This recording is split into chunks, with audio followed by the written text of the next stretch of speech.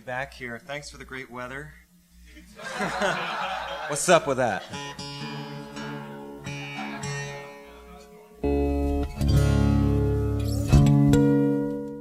Good afternoon, this is Hound Dog Steve coming to you on Sunday the 13th of August, and I'm just about to start dismantling this end of my raised beds so I can replace them with the hemlock boards which I went and picked up the other day. So all I need for this part of course is my drill with the bit in there, and of course it is quite a warm sunny afternoon. The weather is clear, so broad-brimmed hat.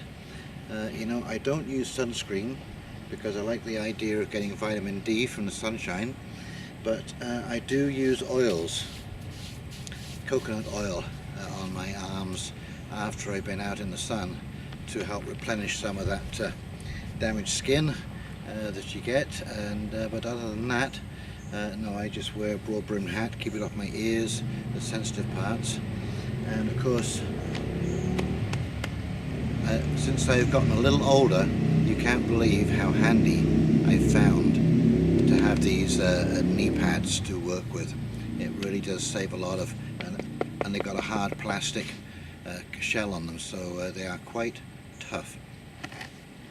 So essentially what I'm going to do is I'm going to build these exactly as you see them now, but I am going to narrow this down by 6 inches on the inside there, so I have a larger walkway between the boards, because hemlock is a little rougher than spruce, and so there's a greater chance of slivers, and it makes it easier to reach the other side for working inside of a greenhouse. So as soon as I cut these boards off, I'm going to cut a couple of them to size, and I'm going to screw them on the sides here and across the top to hold this part all in place whilst I remove this center board, because of course I don't want all of my soil spilling, and because I need to do that first, transfer all of this into there, and then work on this end. So anyway, that's just a plan for today. I don't know how far I'm going to get, but okay, here we go.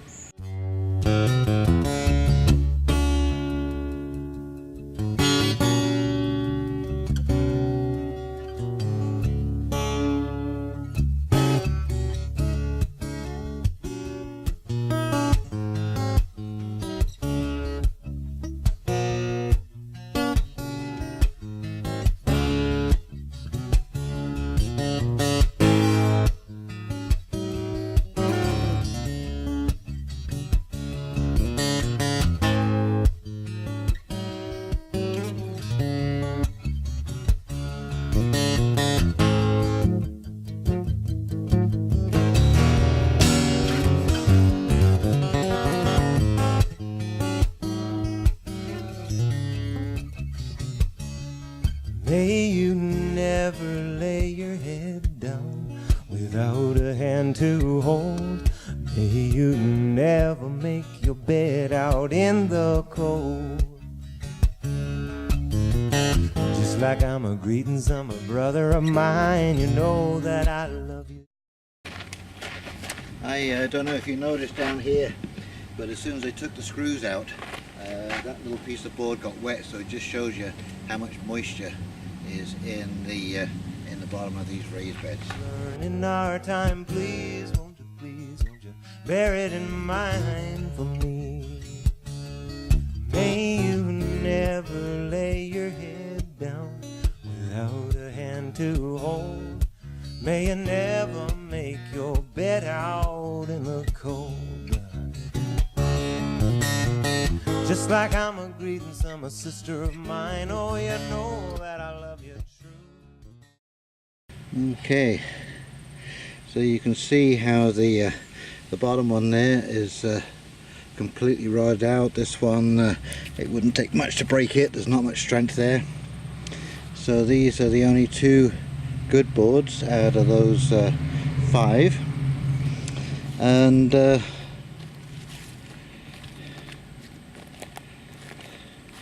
I remember when I told a friend of mine, a French friend of mine, and that I was doing hugelkultur, and that meant burying wood. And you can see all of the ants there. They're a little bit panicked there. They're running away with all their eggs. Anyway, this friend of mine, she said in her wonderful French accent, "Me, when I see wood, I think ant." Well, there you go. We're thinking ant. And there is quite the ant's nest going on here. Personally, I don't think they do any harm. I think that they coexist, they chew down the wood, they're just all part of nature's design.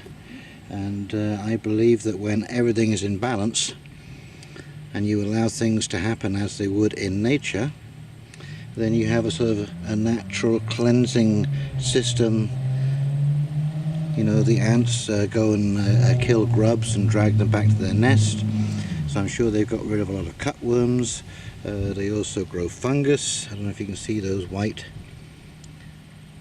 patches down the bottom there with all sort of little feathery tendrils and what have you.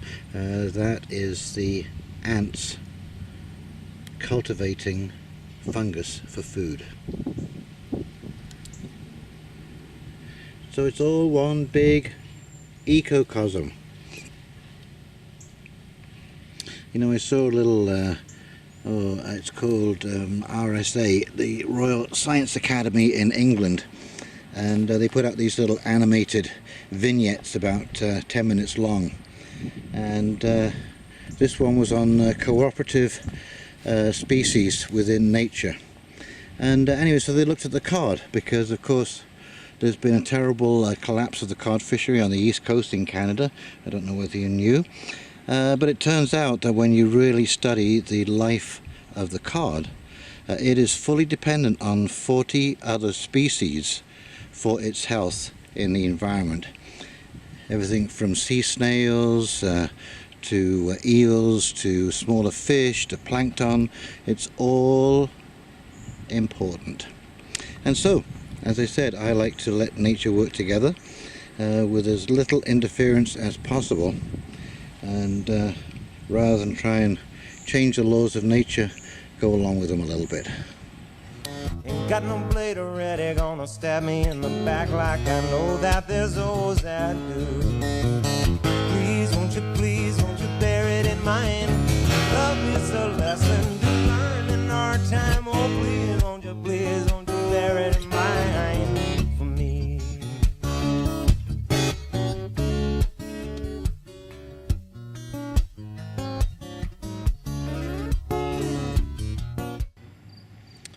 Okay, so here we are. Part 1 done.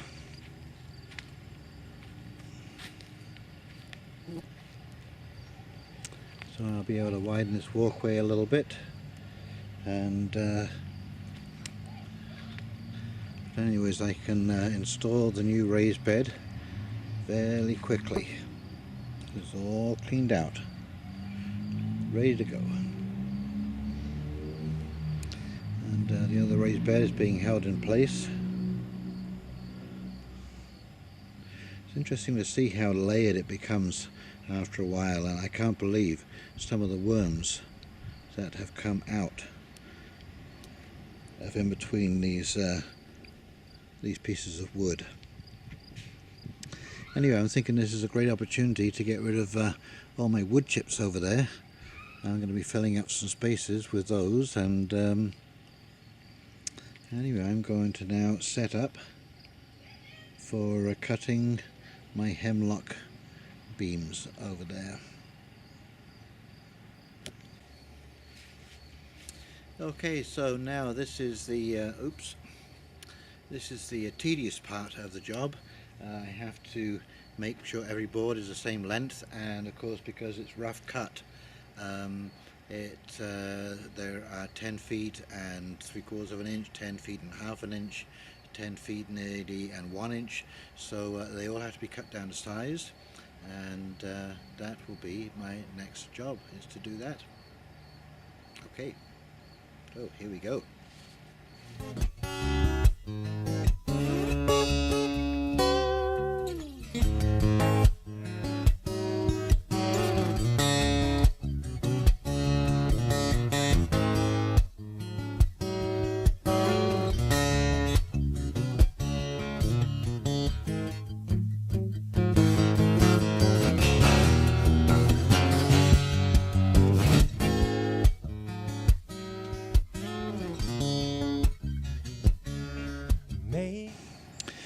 Okay, so here's a little pointer for you. When you are cutting several pieces of wood the same length, and you want to use, instead of marking it out with a tape measure every time, you cut yourself a one board, and that's the one board you measure all of your other boards from.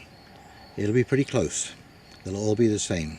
So just cut one board to length, measure it, make sure that it is the exact length you want, and then use it to measure all the other pieces that you want to cut off. So there we go, all put away for another day in the dying embers. It's just about another 10 minutes and we'll be losing the light. And of course this is how our forefathers used to work, from sun up to sundown, and that's how I like to work. Anyway, this is part one of rebuilding the hugelkultur beds and converting them into a polytunnel type greenhouse. And this is Hound Dog Steve signing off. Please like and subscribe, and you have yourself a fantastic week. Oh, tomorrow morning I am going down to Circle Organics, and this is a farm down in Millbrook, and I am going to be learning all there is to be learned about making compost bacterial teas. Okay, so I'll be bringing that to you as soon as we can. Okay, you take care, have a great week.